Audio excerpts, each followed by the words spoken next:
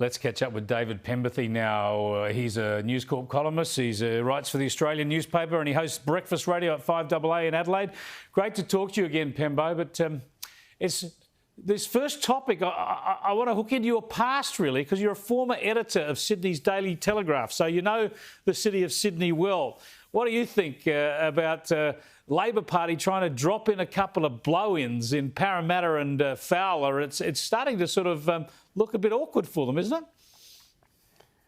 Look, it is, and I can remember way back when Kyle Allen was the editor of the Daily Telegraph before the Sydney Olympics. He upset, indeed outraged, the Olympics Minister Michael Knight when the paper got wind of the fact that he lived about 65, 70 kilometres away from his Campbelltown-based seat on the North Shore, and the paper, in a notorious telly stunt, hired a cherry picker and erected it outside his adoptive home on the other side of town and said that on a clear day you could almost see his electorate. I think that it should be an absolute bedrock entry-level requirement. I mean, it's different when you've got MPs where their boundaries change and say, hypothetically, you had an inner west seat in Sydney and, you know, one day the seat lost, say, Leichhardt and you were living in Annandale. Or, yeah, it doesn't matter. You're in that area. Carlton, yeah. And then went to Brunswick.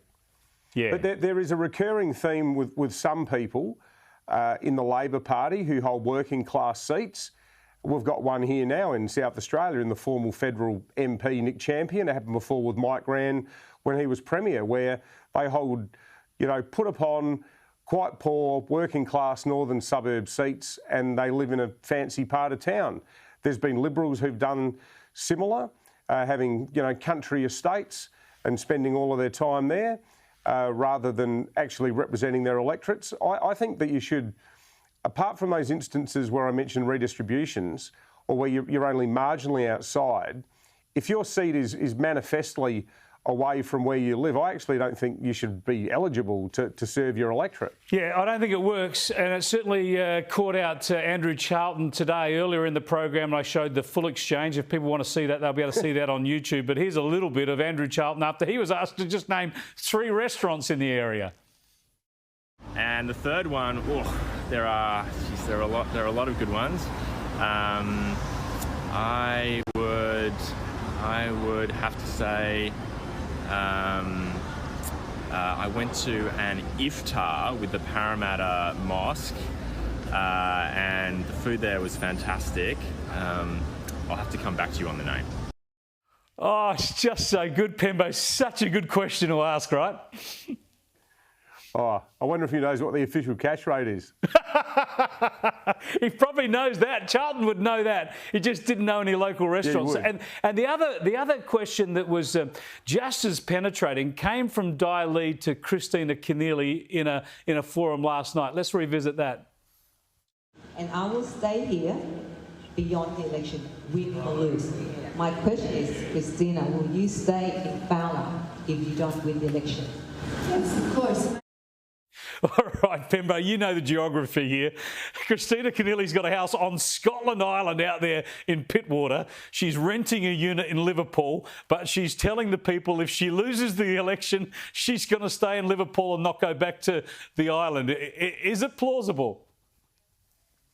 I don't think it's even remotely plausible, Chris. And I think the manner in which that whole pre-selection was handled shows that there's a real problem where party apparatchiks and people at the top and the strategists surrounding them can lose touch with the grassroots. I can't remember the lady's name, but there was a very compelling grassroots alternate candidate against Kristina Keneally, a Vietnamese Australian woman. I remember when the pre-selection happened and she was overridden. You want people who live and breathe their seats. And frankly, I don't understand what the star appeal is with Kristina Keneally. I was in Sydney when she became Premier. And my daughter had just finished primary school. She went to a Arta 2 school. Now, in the 3 years she was there, she did the Premier's Reading Challenge. The first year she got a certificate from Maurice Yemmer. The next year she got a certificate from Nathan Rees. And the year after that she got one from Kristina Keneally. That's how fast they change premiers in New South Wales.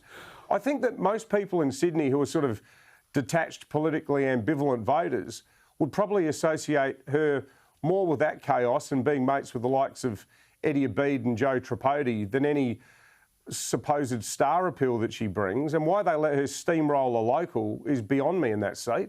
Yeah, it seems just politically ridiculous, and it seems arrogant. It looks like you're taking voters for granted, and I agree with you. As Paul Murray always says, Kristina Keneally keeps failing up. She's never actually won anything. Maybe this will be a first. Now, I'll just recap a bit of Albo's horror day, another policy. I mean, honestly, these 6-point plans and 5-point plans, if you're going to have them, you need to know them. Here's Albo earlier today. Yesterday, you talked about Labor's 6-point plan. What are the 6 points? The 6 points are what we will do in terms was outlined by Bill Shaw. What that's about is making... No, what are the 6 points? What that's about... What are the 6 points, Mr. Albanese? Let me answer the question. What that's about is making sure that we take pressure off people who are, at the moment, having their programs cut. What we will do is put people at the centre of the NDA. That's one point. That No, Mr. Albanese, what are the other 5 points, Mr. Albanese? Mr. Albanese,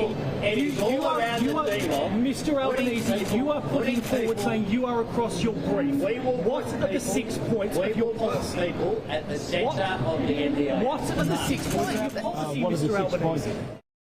Yeah, now, what a mess. As we showed earlier, he got some notes and eventually read out the 6 points. But look, they're both getting tough press conferences, but they're different. You know, Scott Morrison, of course, is being challenged on the issues. But now the idea of Anthony Albanese and detail, it's going to become a national sport, isn't it, for the travelling media? There's going to be so much pressure on him every day to know stuff. A terrible position to be in. Well, I think the problem for Albo is that it almost looks like he's lost his bottle, and it has clearly turned into a bit of a parlour game for the media. You know, that's all well and good, but, you know, how much does a banana cost? You don't know where the next question's going to come from. And just sort of thinking back to the way the likes of John Howard campaigned, or the way Kevin Rudd campaigned very successfully in 2007, you can win elections thematically, or you can win them specifically. And by trying to sort of get across all this detail now to correct the fact that he was across, or not across, rather, some of the most basic and essential detail on the very first day of the campaign, it almost looks like he's playing some game of memory or fish with a pack of cards, where he's just trying to reassure, firstly, himself, and secondly, the 20-odd million Australians who are going to vote in a few weeks' time, that he can remember things. and this is where it's just becoming a bit of a slow-motion car crash for the bloke, I think. Well, this is the, as you say, I mean, he brought it upon himself by not knowing the cash rate or the unemployment rate. It's something that any politician should have front of mind. Yet we know he'd be able to tell you the winner of the hottest 100 for the last bloody 10 years. So, you know, it's a matter of what you're interested in, right? Well, that might win him a few votes in Newtown. But, keeps him in the local seat, but doesn't help much with running the country. Now, look, just on the politically correct nonsense, it's Mother's Day coming up. But some people are uncomfortable with the concept of Mother's Day. I was joking around with my friends this morning on Facebook about it being Birthing Parents' Day, and then I get into work and I see some articles telling me that actually some people are going to call it Family Day or Parents' Days. The Mother's Day is, what, too exclusive for us? So I just struggle with this from a sort of biological perspective, because I don't see how, regardless of whether you've transitioned from X to Y to Z and back again, you can't airbrush mum's role in the first instance out of the biological aspect of the process of existing. You know, it all starts with mum, regardless of where you end up. And, you know, as Bob Catter said, let 1,000 flowers bloom. But mum still needs her special day, surely. Even if mum ends up being a bloke. Exactly. She's still mum in the first place. She's still love her. Still love her. She's your mother. Deep down, Absolutely. Deep down under that zany new exterior, she's always going to be your mum. Absolutely. Now, the other point that you forget to include is that when Bob Catter says let 1,000 flowers bloom, he then quickly segued into ripping the heads off crocodiles or something. So who knows? Who knows where we are? Thanks for joining us, Pembo. It's a big bigger issue in FNQ. Good It on you, sure Chris. is. Sure is. Pembo there. You can hear him on Adelaide's 5AA at breakfast. You can read him in The Australian and you can read him in the other News Corp publications as well. Bob Catter, yeah, remember he went from same-sex marriage to crocodile hunting in far north Queensland. We do have some fun as the future of this country hangs in the balance.